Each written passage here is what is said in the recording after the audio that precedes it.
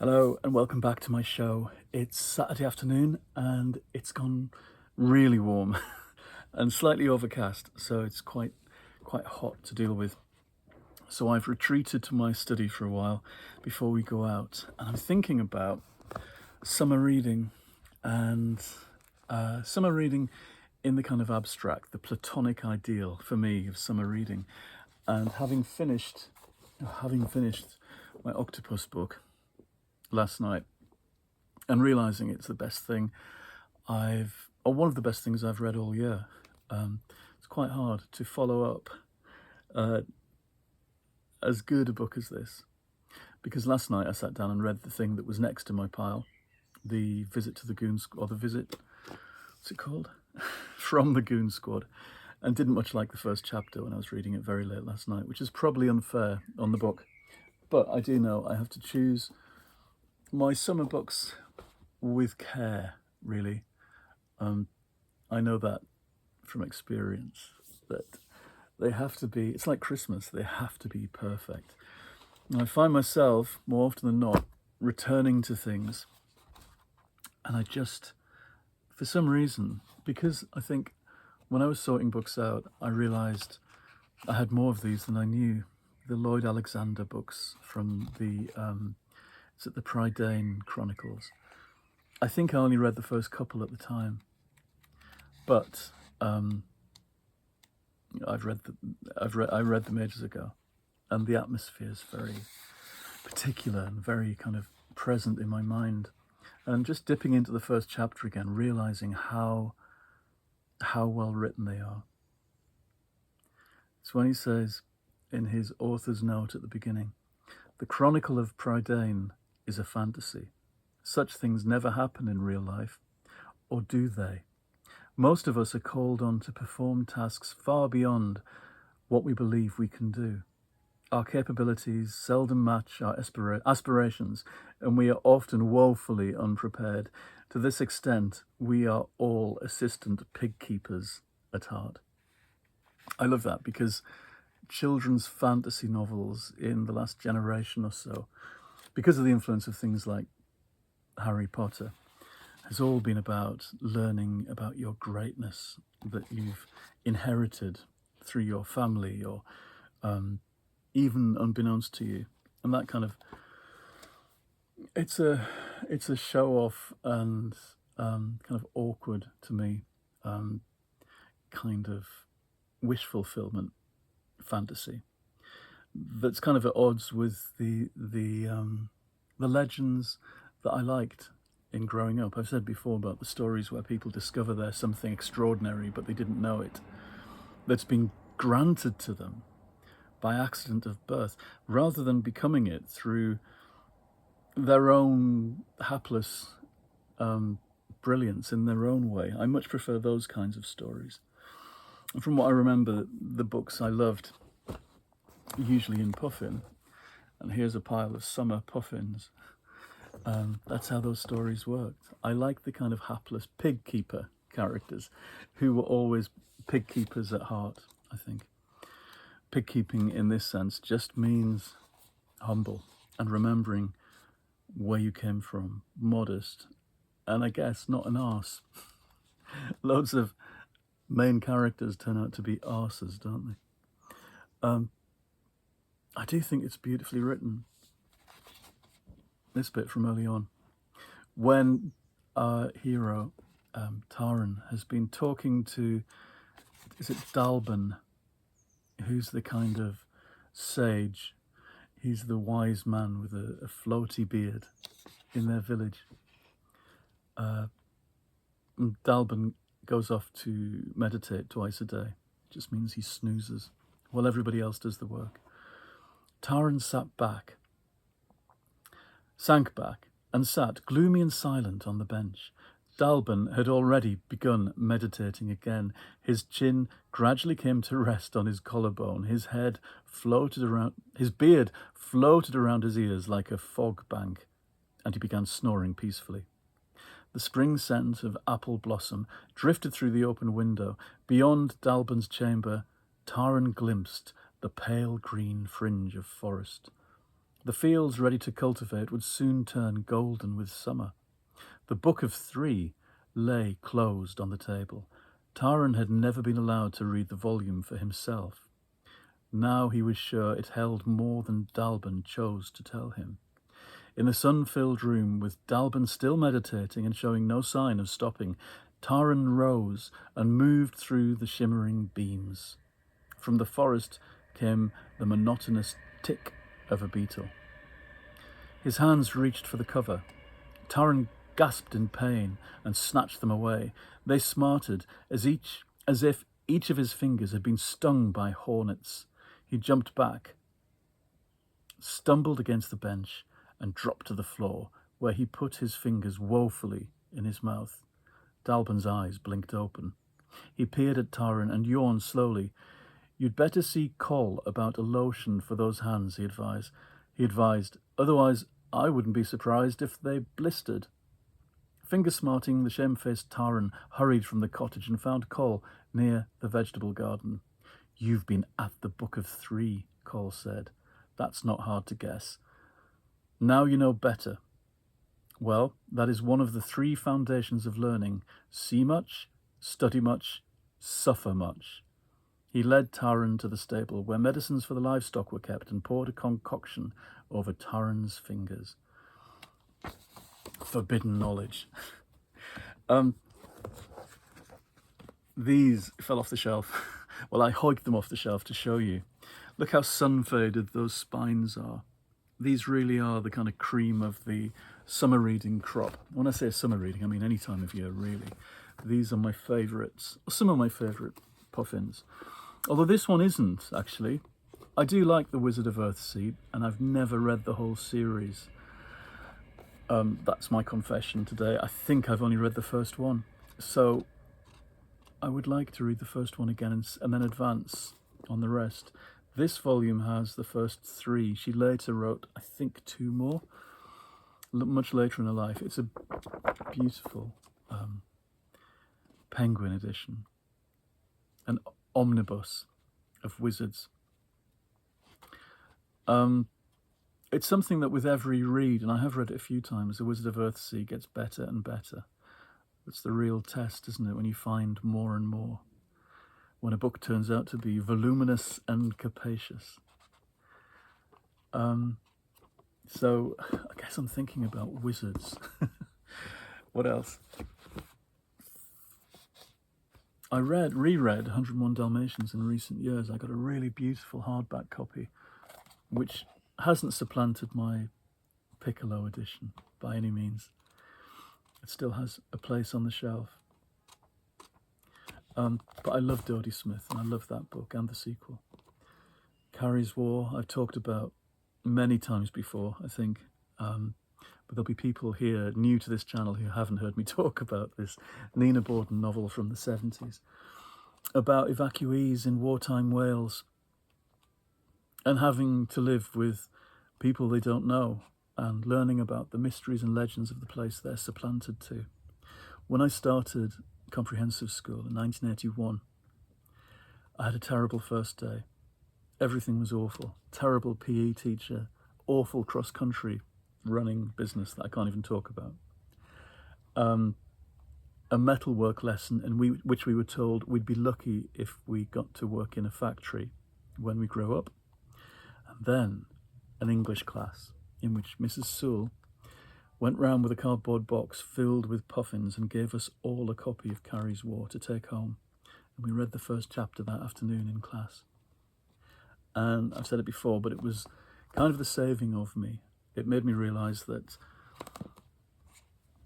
the comp and everything after being the age of 11 wasn't just going to be terrible. There was going to be nice bits as well. There was going to be books in life. Also with Mrs. Sewell, we read Charlotte's Web, E.B. White. Perhaps we were too old for it. We were kind of 13 by the time we read Charlotte's Web, and really it's a kid's book. But, I mean, I say it's a kid's book. It's the best kind of kid's book. It's the kind that stays with you for life. And you read and reread, and you have a bond with other people who've read it.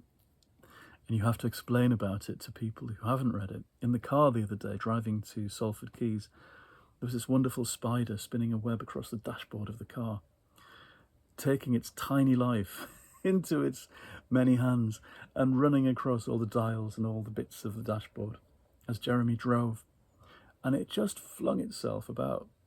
And I was really scared it was going to vanish out of the window. I was trying to film it and take photos of this thing. And I was longing for it to spell something out in its kind of slightly scatterbrained web, just like Charlotte does.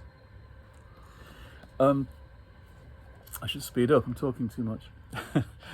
The Borrower's books were so very summer holiday-ish to me because of the time we read them when I was about 9 and 10. And we had a wonderful teacher that I've talked about before, who was a supply teacher, who stayed in our school in the end, and she looked after us when our actual teacher was away. And at the end of the summer term, she'd made little pouches and gave sweets, little felt pouches all sewn up to all the kids. She made everyone queue up. But she gave me a brown paper parcel with 4 books in, 4 Puffins. And she told me, and I have told you this story before, you must give these back. In the autumn, you must read them, but you've got to bring them back. They're my favourite books from my childhood in the 60s, she said. One of them was The Borrower's Afield. And to me, it has such a summery feeling to it. The kind of essence of lying in the grass and reading a book, where the paper fades to the same kind of yellow as sun-warmed grass. The Adventures of Robin Hood in Puffin has chased me through my life, and I drew upon it heavily, the Roger Lancelin Green version and various other versions of Robin Hood, when I wrote for Puffin my Return of Robin Hood, Doctor Who and The Return of Robin Hood, whenever that came out 3 years ago. Obviously, some C.S. Lewis would always come in for a reread in the summer. Roald Dahl as well, but I've not got any Dahl here on this pile, I don't think. And The Magician's Nephew was always a favourite. These Lions copies that came in a box set with these covers by Stephen Larvis or Levis. They're the ones that I had. There are nicer copies in some ways of these books, and I've got lots of different versions of these, but this is the one that is kind of closest to my heart, I suppose, because they were the edition that I bought for myself, and that's important. Going into that shop, going into W.H. Smith and buying the book or the box set for yourself. I read this at some point at school and then kind of forgotten about it.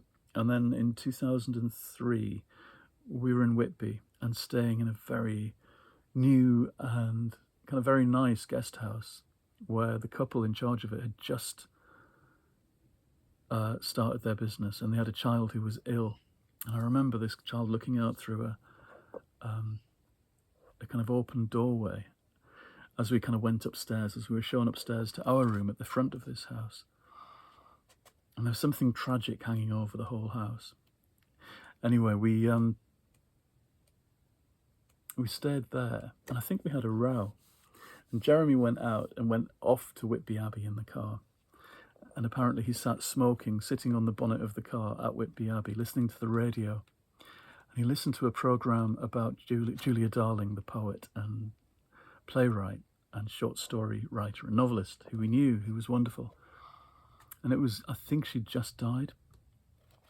And back at the guest house, I sat and read Tom's Midnight Garden for hour after hour, because I just found a copy of it for £1 that day in a wonderful bookshop. There used to be in Whitby called the Endeavour, named after Captain Cook's ship that set off from Whitby. Anyway, that's a happy memory of 2005, even though it was about us having a row. Edith Nesbit's The Enchanted Castle. There was always an Edith Nesbit involved in summer holidays. And the one I was given in the paper bag was Five Children and It, which I think I like more than this one. This one is nostalgic because of the 1979 TV version, with the audience of stuffed dummies they make for their theatricals, the Ugly Wugglies with brown paper faces, and the dinosaur statues coming to life by moonlight. There's a really lovely park a few miles away from where we used to live in the northeast, near Sedgefield, and it's been done up again in the late 70s. It was very overgrown, and I remember it had those kind of Palladian follies dotted about and lakes, and I think dinosaur statues, I might just have invented them in my head. And we would go to this overgrown, neglected park, and it was just like being in an Edith Nesbit story. The Dark is Rising I didn't discover till my 20s, my very early 20s. Couldn't believe that I'd been without this series of books. Everybody loves this now, though. It's had this resurgence in popularity in recent years, and there's been lots about it. I liked it when, as ever, it felt like a kind of, not secret, because it's always been a big seller, but it felt like something I could go on about, and people might not know about it. I used to read this every Christmas. This is the second in the series, my favourite. It's very wintry. Yeah, it's not a summer read. The summer reading for this series is the very first one, Over Sea, Under Stone, which people dismiss as too kind of juvenile, as too Enid Blyton, compared with where the series went, but I still love it. I love every part of that series. Susan Cooper. Cricket in Times Square, George Selden. I've read a few more in this series since, about these animals in the subway in New York, under Times Square, and their adventures and their attempts to leave the city and come back to the city, finding places to settle together. All these books smell delicious. Selden, I think, writes really beautifully. I keep saying this, but these are the reasons I've kept on to these books, because they are just written so beautifully. There's a snarky humour at work in Selden as well. I read one of his adult novels too, and it was really rude.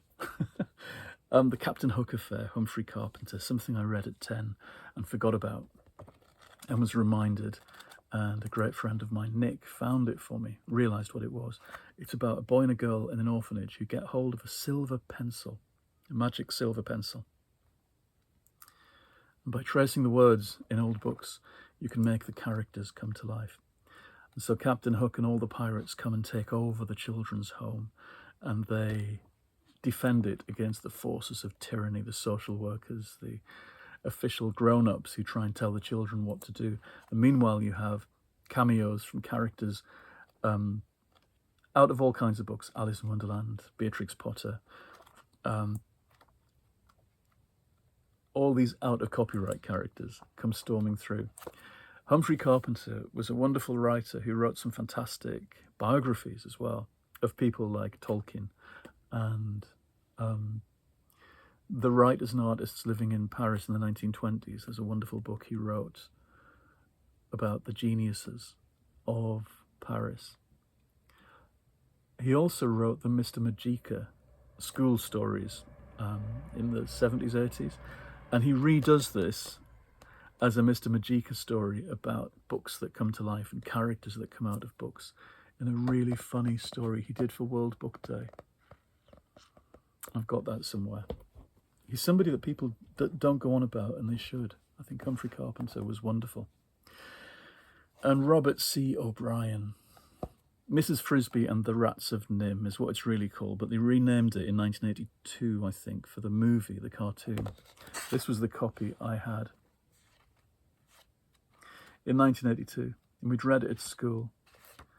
It seemed so frightening and bloodthirsty, this world of mice and rats and dark magic, a weird kind of blend of the Chronicles of Prydain and Watership Down. That's an irresistible blend to me, the idea of taking animal stories and making them magical. A bit like the Kieran Larwood Podkin One Ear series. At the moment, he's a few books down in this series about rabbits, but there's a kind of steampunk bent to those books. I don't know if people know them. I like them, the ones I've read. Anyway, that's just a heap I plucked off the shelf of pure happiness. That's what I'd call that. That's what those books represent to me. And hopefully I'm going to take an hour or two before we go out today, before we have to do anything, just to kind of dabble with the first few chapters of Lloyd Alexander again and see how far I get. I realise I'm missing book 5, so there might be some hunting for book 5 goes on later. They're short as well. That's something else that bloody Harry Potter spoiled, I think. The expectation that books suddenly had to become colossal. I think 155 pages is a good length for a book. That's the kind of afternoon's read, and the idea of that makes me very happy. Okay, I shall go. I haven't talked about Doctor Who once, so I hope that's not disappointing to those people who just like chatter of that. Of course, Doctor Who books was such a huge part of that kind of summer reading as well. And amongst these, actually next to these on the shelf, are the 12 Doctor Who books I feel are essential. I might talk about them sometime. But they slotted in exactly. It was Puffins and it was Doctor Who's, which makes my current business of doing these, I can't get them all together now, but these current Doctor Who Puffins I've been doing, like in Wonderland, which came out last year, particularly apposite to me and kind of particularly pleasing. It's like taking months to kind of go back into that blissful stage of summer reading, which was one of my favourite bits of the year and which I try to recreate all the time. It's about falling in love with reading, I think. Anyway, goodbye. I will see you again quite soon.